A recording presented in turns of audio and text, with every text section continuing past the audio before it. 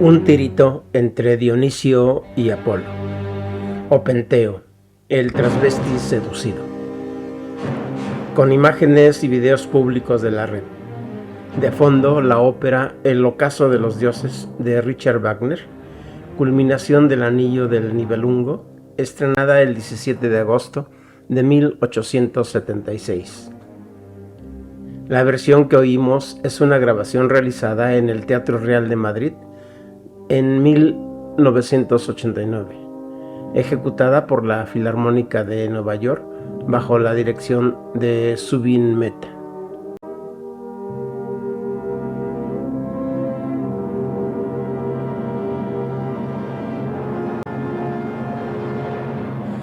Digamos que Las Bacantes, obra del poeta y dramaturgo Eurípides, del año 409 a.C. Es una tragedia, casi próxima a la comedia, que ofrece y trata un tema dionisíaco. El conflicto entre Penteo, rey joven y despótico de Tebas, y Dionisio y sus ambigüedades, dios de la máscara, del entusiasmo, del éxtasis embriagador, que con su euforia festiva y evangélica desafía las normas de la conducta instauradas por el imperio de la razón.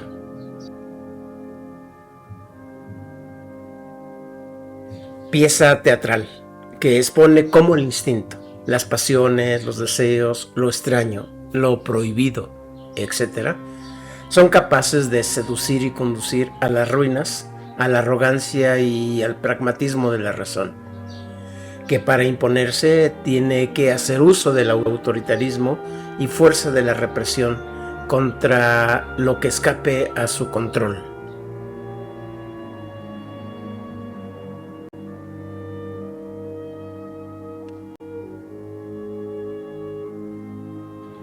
En la antigüedad fueron los poetas arcaicos los primeros en hacer representables las circunstancias y los conflictos, a los cuales la vida se encuentra sometida, y en donde aparece la actitud heroica de la épica, el pesimismo de la tragedia y el humor de la comedia, tanto como formas de conciencia y de discursos, en el intento de comprender la estructura bajo la que acontece la vida humana, circunstancia y conflicto, razón y locura, cordura y embriaguez, dolor y gozo, tristeza y alegría, vida y muerte.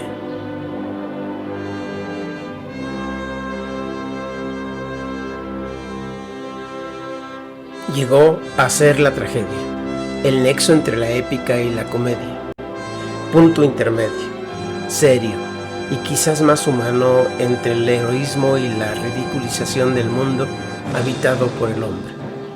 La tragedia como representación dramática del mundo entre los hombres y los dioses, entre las fuerzas de la naturaleza y los motivos humanos y, por supuesto, enfrentamiento entre las pasiones y la estructurada razón.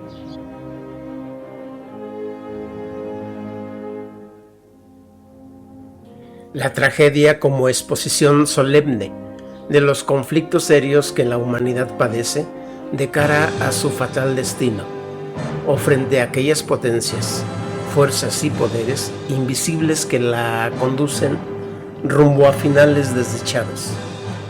La tragedia como experiencia radical de la vida, tal vez la de mayor autenticidad, pues el hombre tiene que hundirse en su fragilidad, en sus culpas, en su naturaleza más finita y débil. La contradicción cósmica, el conflicto encarnado en cada personaje y el total dolor existencial.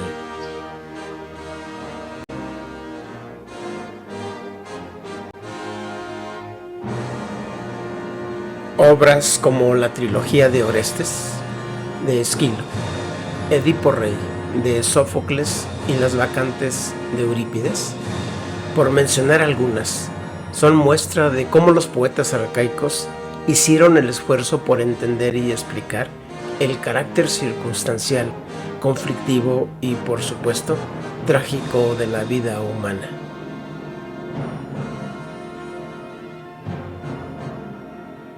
En la tragedia siempre se representan una lucha de potencias o bien la conjunción de dos fuerzas, la belleza y perfección, por una parte, y el sentimiento salvaje e irracional. Las tragedias, en cuanto obras pedagógicas y morales, hacen ver a los espectadores y lectores que ante el equilibrio y solución de los conflictos son inevitables las catástrofes y sufrimiento humano. Alguien tiene que pagar los platos rotos.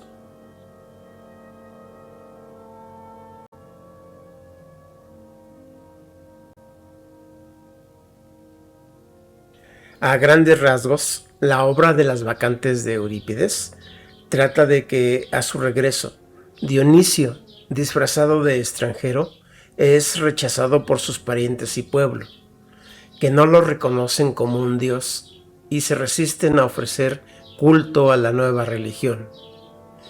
Penteo, joven rey de Tebas, en ese momento, le persigue y ordena encerrarlo.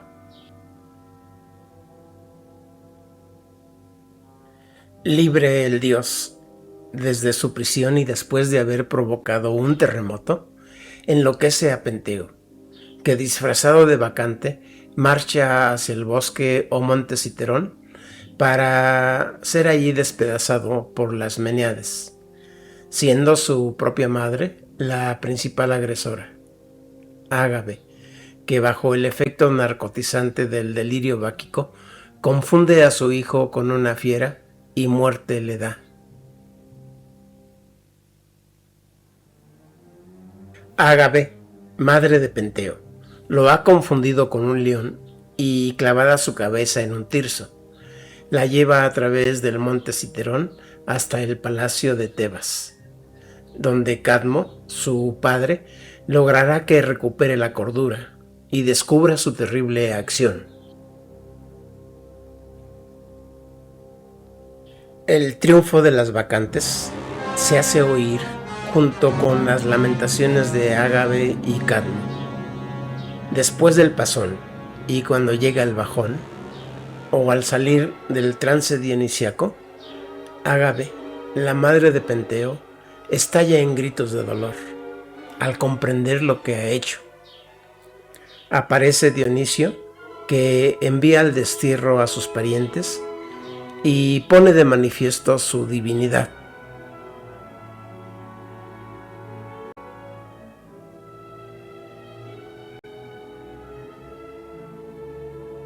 Las vacantes claramente expone el enfrentamiento entre dos principios fundamentales del arte griego y de la cultura occidental, lo dionisiaco y lo apolíneo. Dionisio, dios del entusiasmo, la embriaguez vital y liberación de las tareas cotidianas.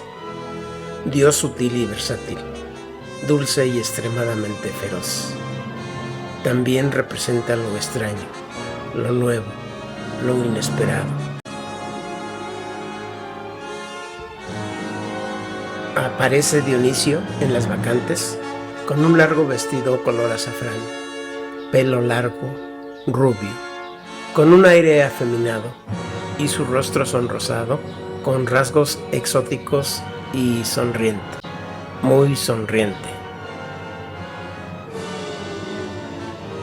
Mientras que Apolo, dios del orden, del equilibrio, de la mesura, de la razón, se presenta como la autoridad e impasibilidad.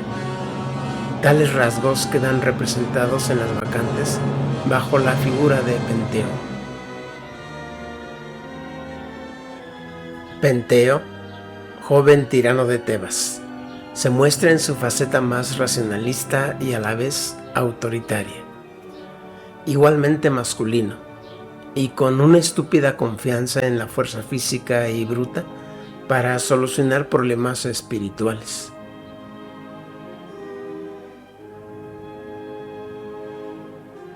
Penteo, elegante y arrogante, se piensa como el único cuerdo entre un mundo enloquecido por el seductor extranjero, esto es, Dionisio, que ha llegado a su ciudad pidiendo se le reconozca su divinidad, razón por la cual se ve obligado a reprimir con mayor violencia el desorden provocado por el extraño. Penteo contrapone a la arrogancia del misticismo la arrogancia de la razón pragmática. Quiere cortar los bucles del forastero y encerrarlo en un establo. La reacción del autoritario Penteo no está justificada. Las mujeres de la ciudad ya se han desmaridado y dejado sus hogares. Se han ido a los bosques a celebrar sus orgías con pretextos místicos.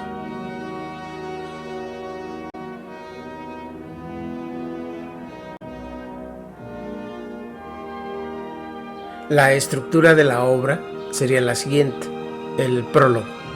La leyenda en el tema de las bacantes sería la resistencia de un rey ante los cultos dionisíacos y la venganza y victoria de éste sobre su mortal oponente. En el prólogo, recitado por el propio Dionisio, la tragedia o pieza teatral anuncia que ha llegado a Tebas para vengarse de la familia de Cadmo por ofensas hechas a su madre Semele, fulminada allí cerca, y el rechazo de su culto. Ya ha enloquecido a las mujeres de la ciudad, sacándolas de sus hogares y conduciéndolas en delirio báquico al monte Citerón.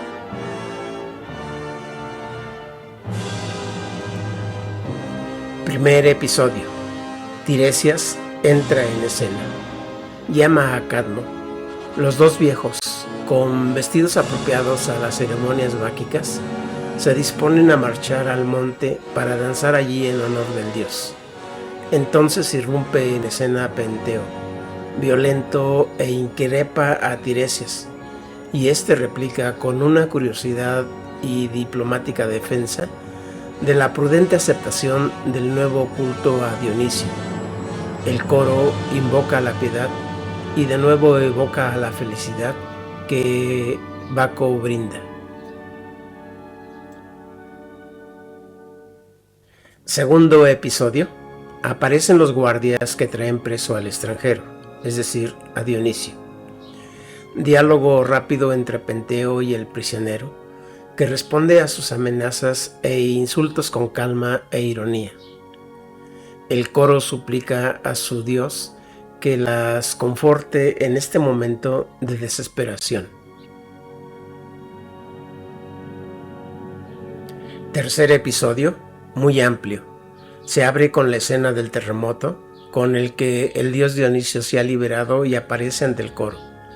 Nuevo enfrentamiento entre Dionisio y Penteo, interrumpido por el recado de un mensajero acerca de las maravillas producidas por las bacantes, vencedoras de las acechanzas de los pastores y dotadas de facultades milagrosas en su libre y festiva comunicación con la naturaleza salvaje.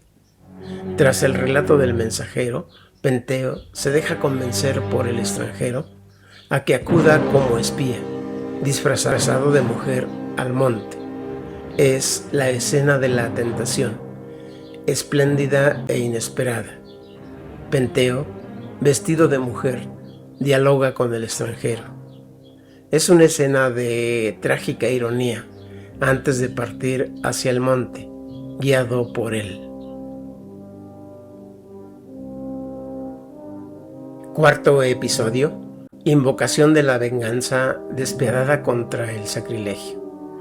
Penteo, que ya ha caído en la red fatídica de Dionisio.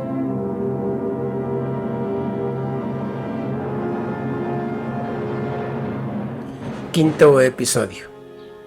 Mensajero que narra cómo Penteo ha sido cazado y descuartizado por las furiosas bacantes, en delirio, y cómo la propia Ágave, la madre del rey, fue la primera en desgarrar su cuerpo. El coro celebra la victoria. Fin de la obra. Se abre con la frenética danza de Ágave, que viene trayendo, empalado en un tirso báquico, la cabeza de Penteo, su hijo. Tras la escena de danza, Ágave reclama la presencia de Cadmo para ufanarse ante él de su presa cazada. Acude Cadmo, que viene de recoger los restos o partes de su nieto, el descuartizado Penteo. Poco a poco, el anciano consigue que su hija vuelva en sí y reconozca todo el horror de su hazaña. Lamentación de Ágave, mientras recompone el descuartizado cuerpo de su hijo.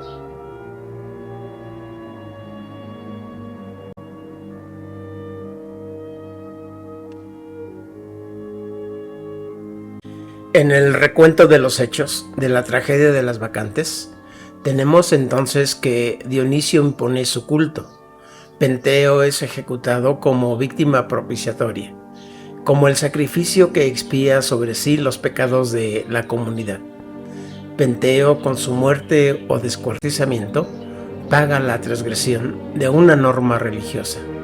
Es la víctima que ha pagado su osadía al enfrentarse a Dionisio como adversario de los dioses.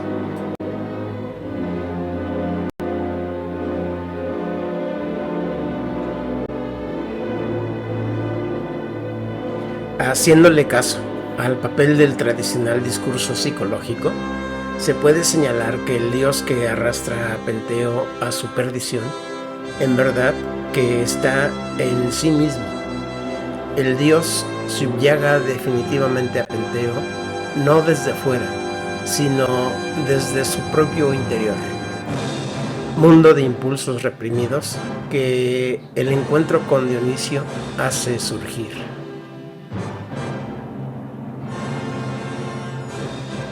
Penteo en realidad es un puritano despótico, cuya violencia encubre la represión de los propios impulsos. Por eso acepta fácilmente la sugerencia de Dionisio y se deja sugestionar con rapidez para convertirse en un transvesti que va de espía a lo que se imagina como frenéticas orgías de las Bacantes, en sus escondrijos de la montaña. Arrogancia masculina.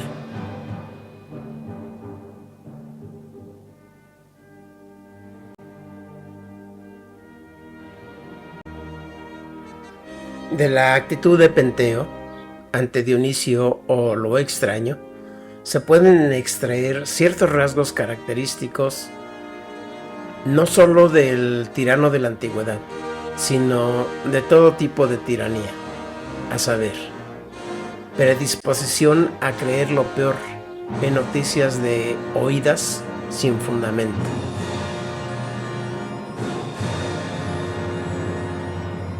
Brutalidad contra el indefenso. Estúpida confianza en la fuerza física como medio para imponer el orden.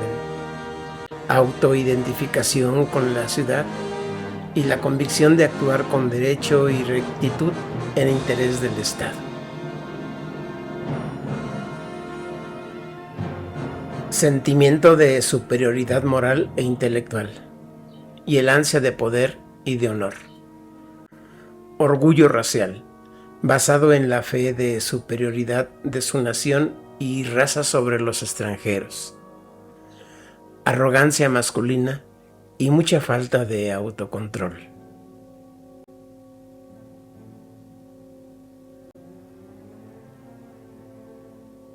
Sin duda, todos los anteriores rasgos caracterizan el temperamento de Penteo. Inestabilidad emotiva, que está en base a la atracción que Penteo siente hacia lo dionisiaco como lo pecaminoso. Conservadurismo, ansia de poder y, ya hemos dicho, de honores y acaso hasta fama.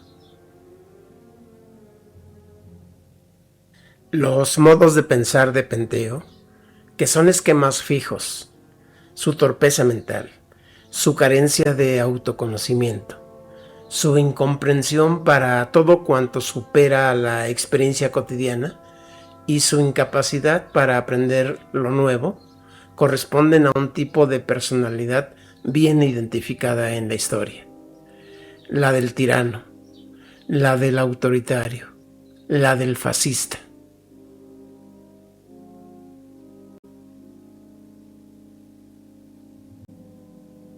Penteo vive en un orden racionalista. Penteo es un mártir de la razón y el orden frente a la demoníaca locura de Dionisio. Frente a la desmesura, Penteo solo puede sobrevivir a condición de la violencia y la represión.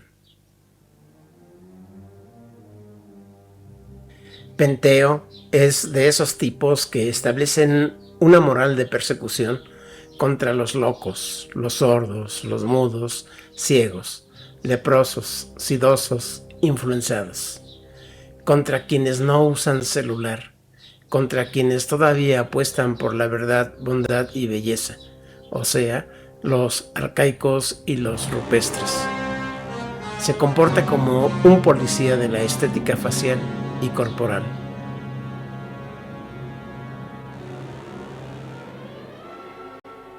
Penteo actúa como esos instructores y coaching de las salas de gimnasios, que con sus reglas y modernos aparatos de tortura imponen un régimen fisiológico y de vigilancia para el cuerpo. Tipos que cuando están aburridos disparan a todo lo que se mueva.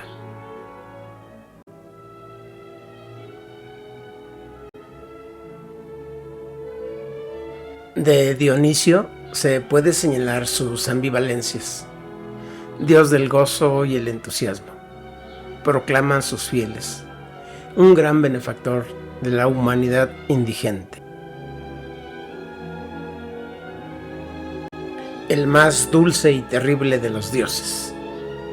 Contra quienes lo niegan, el Dios manifiesta su aspecto cruel, con una catástrofe que envuelve a pecadores y justos, con una crueldad que intenta justificar como fatídica, el que destroza cualquier cadena y no conoce prisión. Dionisio, dios afeminado, frente al machín de Penteo, de rasgos exóticos, de mirada mística, afabilidad e ironía, locura, entusiasmo, seducción y extrañeza, frente a lo rígido, tradicional y reprimido. Sonrisa irónica que reclama la sumisión, reconocimiento y sacrificio.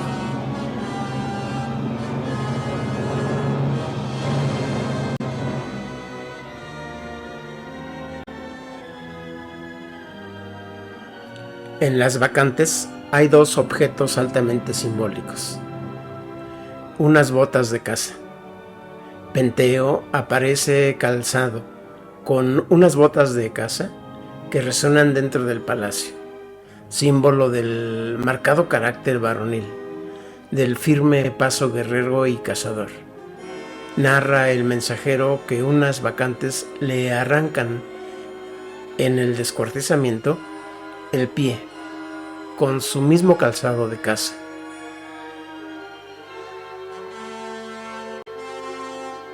Una peluca. El llevar la melena larga es una de las características de los fieles a Baco. En las ceremonias y bailes lanzan al aire las vacantes sus largas cabelleras, melena larga y perfumada de rubios bucles, que escandaliza a Penteo, que quiere cortársela.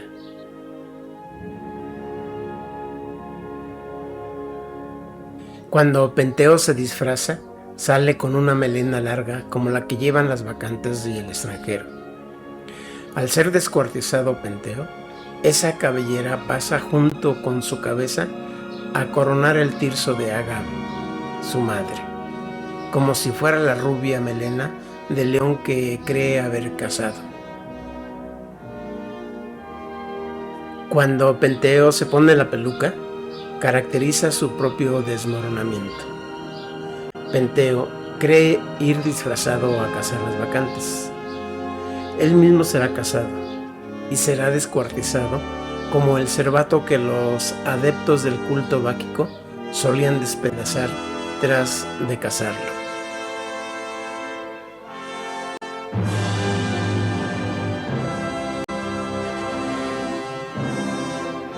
No olvides suscribirte al canal del Oráculo del Pensamiento y la Expresión.